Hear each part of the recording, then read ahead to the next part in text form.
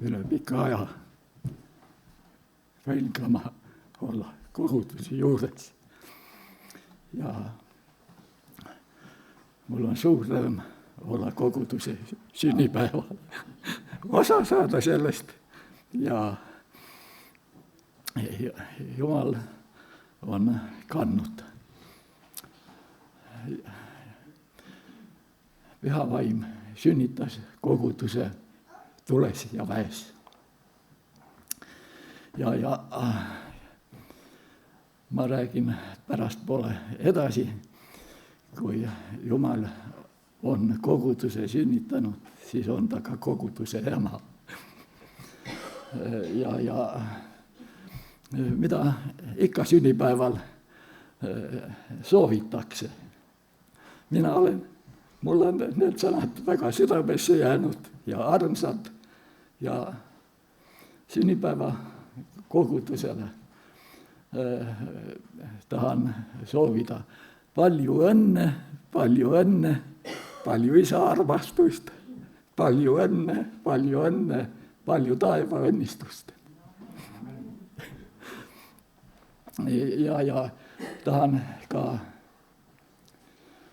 tervised edasi anda Janno ema poolt ja eriti Toivole ja Ainole isiklikult, kes nii palju hoolt ja vaeva ja armastust näitasid Jannole üles ja ka emale. Ema sai kõigest sellest osa. Ja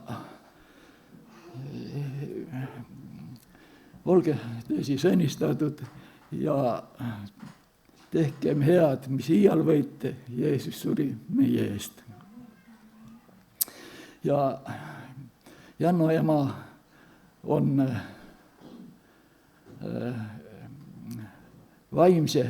hea vaimse tervise juures, nii nagu ma aru sain ja see vana Aadama loomus, tema sees on muudetud uue Aadama loomuseks, Jeesuse Kristuse sarnaseks.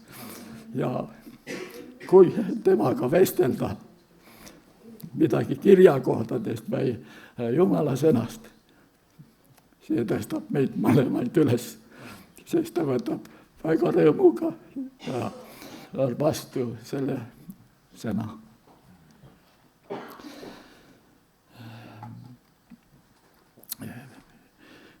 Tänu taevale püha vaimu eest.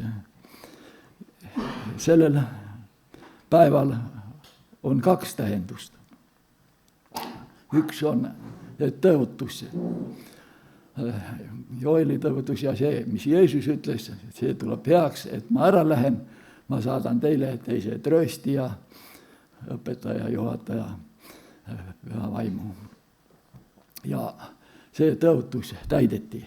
See on täidetud ja selle tõotused ajal juba 1000 aastaid on usklikud ja Jumala lapsed sellest jõudu saanud, on sellest kantud, sellest väest ja sellest jõust. Ja meie oleme kõik seda kogenud ja sellest tänu taevaisale osa saanud. Meid on ka ostetud. Ja püha vaim on meid sünnitanud ülevalt, sõna ja püha vaimu läbi oleme meie ka püha vaimu poolt sünnitatud. Ja kui Jumal on meid sünnitanud ja koguduse rajanud, siis ta on koguduse ema. Kui ema on kodus, siis on lapsed hooldatud ja kes paremini mõistab lapsi kui ema ja nende iseloomud, nende puudused, nende head küljed, halvad küljed, kõige paremini oskab ja teab ema ja oskab aidata. Mehed ei ole sünnitanud. Ja ainult emad sünnitavad lapsi. Ja kui ma olen mõtelnud selle maailma rahvaste nende peale, need on kõik emad sünnitanud. Tuhandete aastate vältel on see rahvas arenenud ja on emad sünnitanud need.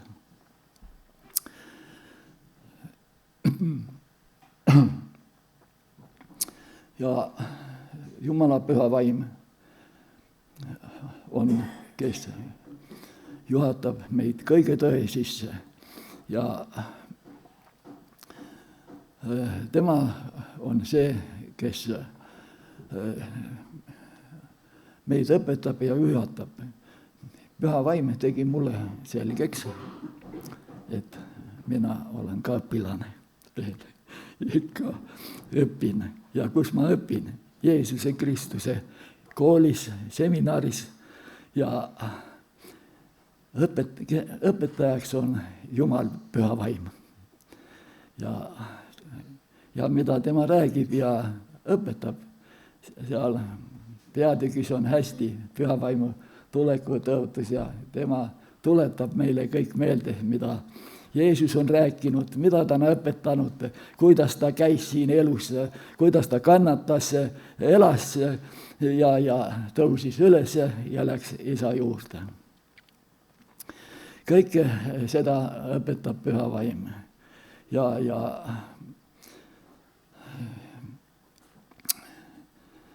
püha vaimul ja mis minule on ka elavaks läinud ja ma leidsin ühe kirjakoha,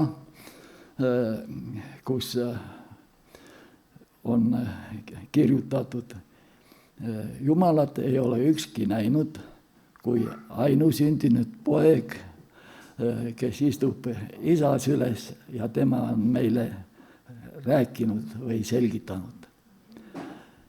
Kui ta on ainusündinud poeg, kes siis sünnitas isale poja. Ja ma sain vastuse ja püha vaim sünnitas isale poja ja ega Jumalgi homo ei ole. Et tema tegeleb ja kui Jumal lõi maailma, kõik loomad, kõik linnud, kõik paarikaupa. Jumalale oma tarkuse ja kõige järele meie ei jõua seda kõike ära mõista, kui meile seda püha vaim ei selgita. Meie mõistus ei ulatu, see on nii piiratud, meie mõistus. Aga kui püha vaim valgustab, siis saab kõik selgeks. Jüngrid ei tundnud Jeesust tihti, aga kui nende mõistus avati, siis nad kohe mõistsid, et see on Jeesus ja tundemärkide kaudu, kui ta seal leiba õnnistas ja tundsid jüngrid ära Jeesuse. Miks Jeesus, kui ta siin maa peal käis ja nii kaua kui taevassega võeti, ei sündinud suuri ärkamisi ja selliseid suuri Jumala imesid selles osas, sellepärast, et Jeesus jättis selle püha vaimu tööks. Jälle tahan ütelda, pojad ei sünnita lapsi, aga püha vaim on, kes sünnitab, ta on ema. Ja tänu taevale kõige selle eest. Nüüd lähen natuke tagasi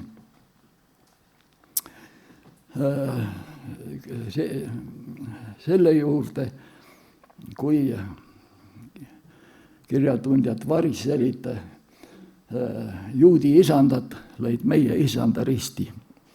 Ja kui nad seal, see on Matteuse evangeeliumis, ma leidsin selle kirjakohagi üles, aga ma ei hakka seda lappama ja lehitsema, natuke näpud ei ole need, mis peaks olema. Ja need karjusid seal, lööda risti. Ja veel, mis nad ütlesid. Tema veri tulgu meie ja meie laste peale. Nad ei mõistnud, mida nad rääkisid. Ma vaatan, vast saan midagi lugeda ka.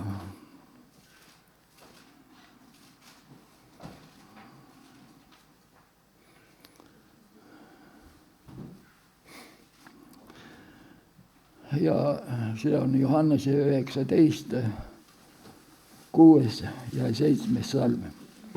Kui nüüd ülempreestrid ja sulased teda nägid, kisendasid nad ning ütlesid, löö risti. Pilaatus ütles neile, võtke teie tema ja lööge ta risti, sest mina ei leia temast süüd. Juudid vastasid temale, meil on käsuõpetus ja käsu järgi ta peab surema, sest ta on enese teinud Jumala pojaks. Juudi isandad karjusid ja nad ei teadnud, mis nad tegid.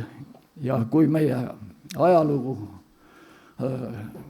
teame, siis tõesti nad olid põlatud, neid taheti hävitada ja nende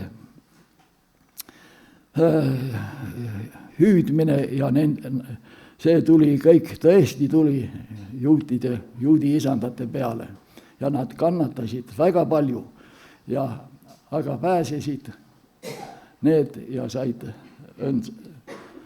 õnnistuse selle kaudu, mis Peetrus 4 pühipäeval ütles. Ja püha vaim võttis Peetruse suu enda kätte ja ta ütles kõige tähtsama, kõige olulisema kõne jutluse 4 pühipäeval. Ja ma loen. Kindlasti teadku nüüd kogu Iisraeli kodakond, et Jumal tema on teinud issandaks ning Kristuseks selle Jeesuse, kelle te risti lõite. Aga kui nad seda kuulsid, läks see neile südamest läbi ja nad ütlesid Peetrusele ja teistele apostlitele, mehed, vennad, mis me peame tegema. Aga Peetrus ütles neile, parandage meelt ja igaüks teist lasku enesse ristida Jeesuse Kristuse nimesse pattude andeks saamiseks ja siis te saate püha vaimu anni. Sest teie ja teie laste päralt on see tõotus ja kõikide päralt, kes on kaugel, keda iial issand meie Jumal kutsub enese juurde. Siin Peetrus juba vabastas needusest ka lapsed ja kõik, kes iial on kaugel, keda issand enese juurde tuleb, kes meelt parandavad. Need saavad õndsaks ja enese juurde kutsub. Ja veel paljude muude sõnadega tunnistas ja manitses ta ning ütles, laske endid päästa sellest pöörasest soost, kes nüüd vastu võtsid tema sõna, need ristiti ja nõnda lisati sel päeval nende juurde ligi 3000 hinge.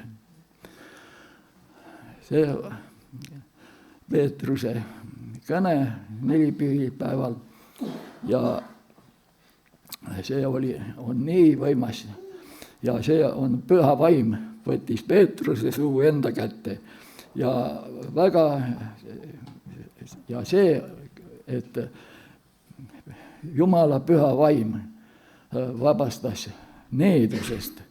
Lapselapsed. Alles nad olid seal risti all, karjusid. Aga nüüd olid need juudi isandad kõik siin ja püha vaim oli nagu röntgen, kes valgustas nende sisemist, nende südant, mitte seda südant, mis verd pumpab, vaid see süda, kus elab püha vaim meie sees. Ja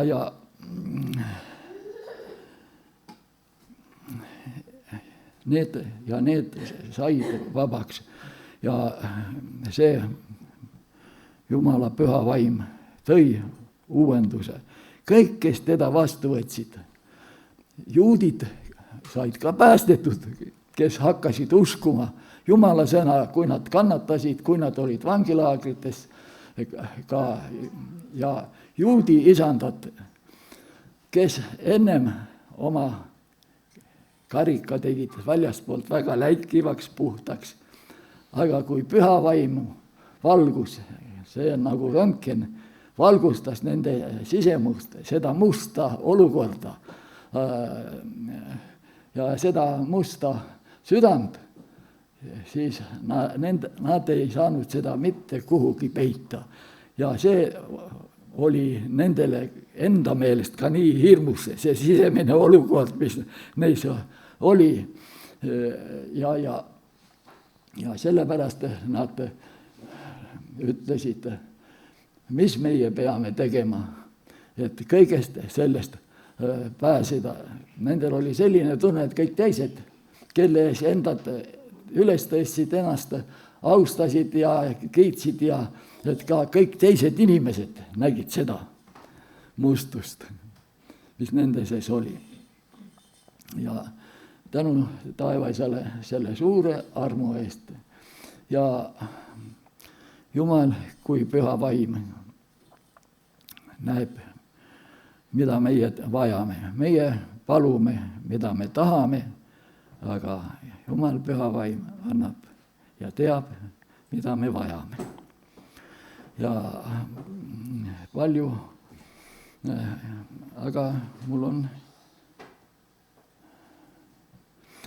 üks laul võidulaulikust 57 ja sellega nagu tahaks, veel tuli meelde ja jagan veel seda ka. Kui Jeesus oli kohtukojas, siis Pilaatus käis 3 korda väljas rahva ees, nende juudi isandate ees, et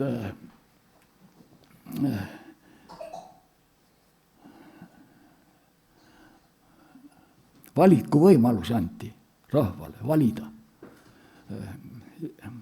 Kas Pilaatus ütles, et mis ta on kurja teinud ja need seal korrad ma ei hakka lugema, see olete ise kõik lugenud seda, kuidas ja Luuka evangeeliumis on päris öeldud, et Pilaatus tuli 3. korda veel võimalust pakkuma rahvale.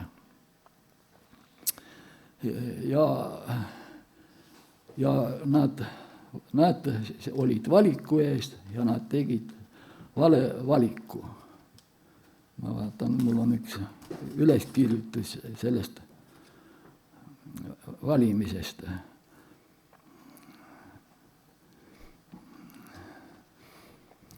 Kust tulevad aga seadused? Neid annavad välja inimesed. Kust tulevad need inimesed? Neid valitakse. Kes valib? Meie inimesed demokraatlikult hääletamisega. Ka Iisraeli ees seisis kord valik. Rahvas hüüdis, vii ära, lööda risti. Pilaatus ütles neile, kas ma pean teie kuninga risti lööma. Ülempreestrid, isandad vastasid, meil ei ole kuningat, vaid on keiser. rahvas valis keisri ja kuningas, aga kuningas sündis ju valel ajal, planeerimatuna, vanemate meelehärmiks, väljaspool abielu, mehele ebameeldivaks üllatuseks, külarahvale taga rääkida. Rahvas andis oma hääle keisrile, kuningas aga kaotati ära seaduslikult, demokraatlikult hääletamisega. Nii löödi siis Jeesus risti. Demokraatlikult, nagu siin on kirja pandud. Ma vaatan veel mõned, kas on mõningaid mõtteid või. Aga see võidulauliku laul on nii elav ja see on meile elus väga tähtis, kui me seda tähele paneme ja kui me Jeesuse sõnade järgi teeme. Ma ütlesin enesest lahti ja siis oma tahtmisest ka. Ma andsin kõik Issanda kätte, mu elu nüüd juhatab ta. Mu mina on troonilt nüüd langenud ja valitsus Jeesuse käes. Ehk olgu küll kiusajad kanged, ma võidan neid Jumala väes. Ei ennast ma enam ei tunne. Kõik vana ju mööda on läinud. Ma leidnud uut valgust ja õnne, mis elu kõik uueks on teinud. Kui kotkas siit päikese poole, nii igatsus tõuseb mu sees, siit ülesse valguse maale, kus õnnistus ootab mind ees. Kui olen küll väsinud ja vaevas, ei siiski veel nurise maa. Mu süda on üleval taevas ja taevas on mu südames ka. Mu mina on troonilt nüüd langenud ja valitsus Jeesuse käes. Ehk olgu küll kiusajad kanged, ma võidan neid Jumala väes. Aamen.